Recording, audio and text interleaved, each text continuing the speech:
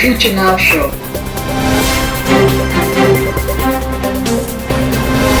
Brought to you by the Club of Amsterdam. I'm very well and quite energized after 3 days in Tel Aviv and being part also of the Dutch trade mission to the DLD Innovation Conference. No, I would say the last 2 years I've been here about 9 times. Yeah, I would say, well, Israel, I'm now talking about Tel Aviv, because what they also say in Israel that there is a Tel Aviv bubble. So Tel Aviv is not the rest of Israel. But what is happening here is really a very good vibe. And there's a lot of startups, there's a lot of VCs, and there is tremendous interest from all groups like India, South Korea, that come to visit Israel, actually build companies here, are using their R&D centers. So I would say at the moment, Tel Aviv, Israel is kind of a hub in R&D for the world. Yeah, I was yesterday at the DLD conference in one of the meetings on blockchain. And there is somebody on China telling about what's happening in China, somebody from India explaining, and somebody from Europe, and somebody from Israel. So yeah, it's actually really, yeah, it's very inspiring. And I think, but what makes it a bit difficult for non-Israelis, that the Israeli society is quite close-knit. It's a small, well, it's only 9 million people.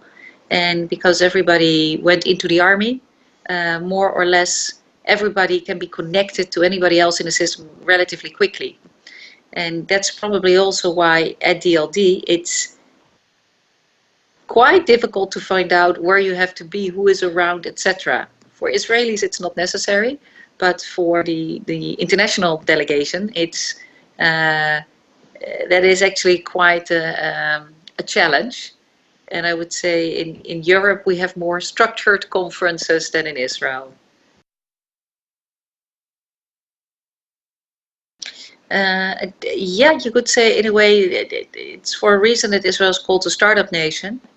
And most of the projects that they run and also companies are done in an agile way. So you can have a certain amount of balagan, which means like a messy type of situation or a bit of chaos. And that actually then creates the project. So it's not as well defined. The mission is there, some targets are there, but then at the same time, a lot is also left to develop on the fly.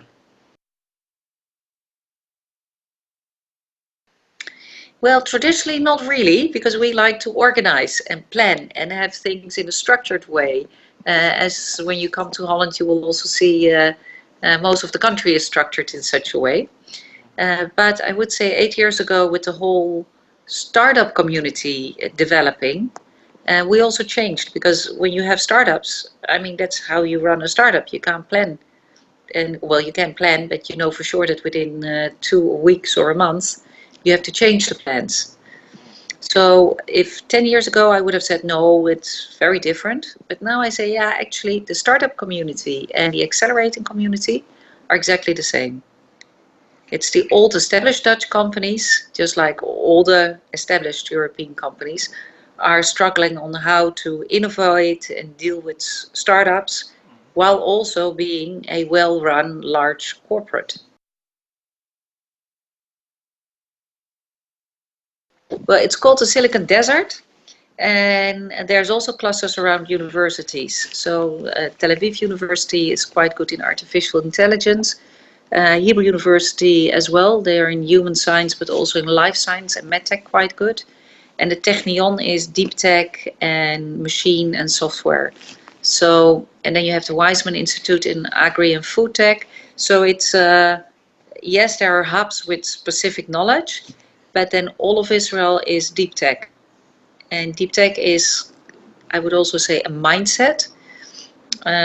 We normally in Europe invent products or solutions for a certain problem in the market. And in Israel, the basics, the source, you could say, is coming from, okay, how can we be ahead of our enemy? So get into the head of the enemy, or if I would be the enemy, how would I go into things? Which means that it's a different mentality. It's about, you could say, it's a hackathon, an ongoing hackathon. And that hackathon mentality is then also taken into different fields, not only in security, but also into how you do composites, or how you look at biological or biotech, for example. And this, Yeah, in the Netherlands, we more look for innovative business solutions. And then we invent things. So yes, there's definitely a lot of deep science or deep tech, but there often it's looking for a business solution. So we're quite good in innovative business solutions. So to give you an idea, we have like 30 crowdfunding platforms in the Netherlands, and they're all a little bit different and use different techniques.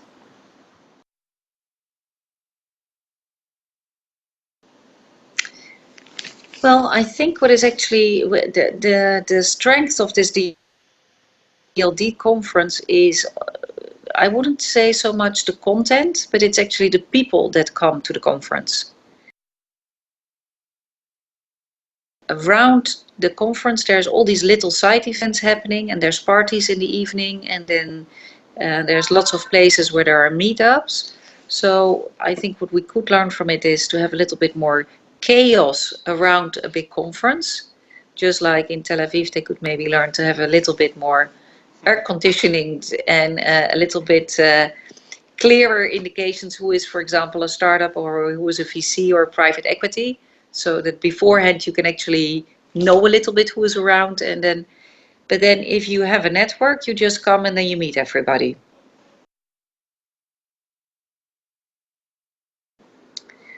You have to find one or two people that you can trust and they can trust you, and that are well connected into the ecosystem that you want to get connected to.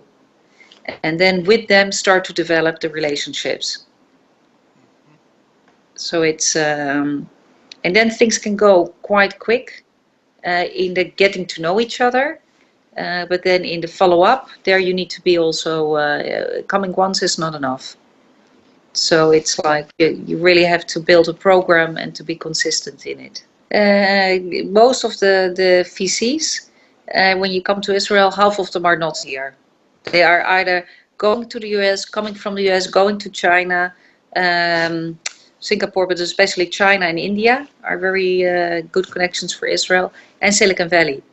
So it's, everybody travels, and I would say most of the people are half of the time out of the country. In 5 years' time, I think there will be many more connections with also European countries. Well, the thing is as well, I think Tel Aviv and Israel are a bit different, because what you do see is that the high-tech scene of Tel Aviv and the whole R&D in Israel are very connected to the global system. But the rest of Israel is still very Israeli, speaks Hebrew, doesn't travel, and the income is very different for the high-tech sector and the average Israeli person. So if you talk about the future of Israel, I think they would have to address that issue. If you talk with regards to the globalization, Israel is part of the global network, but we still need to build the Israel-Europe, and then of course, as I'm Dutch, I would say the Israel-Netherlands relationship stronger. That they have very little patience. And another thing is that they think that if you meet a person once in a company and they say, oh, that's interesting, that things will work. So they don't really understand the mechanics of a corporate and how much effort it takes to work on different levels to actually come from, okay, we like your idea, to actually then get it implemented in a company. So, and because they think, I think I can do this, they think that also is the way it works. So there I would say it's some learning can be done.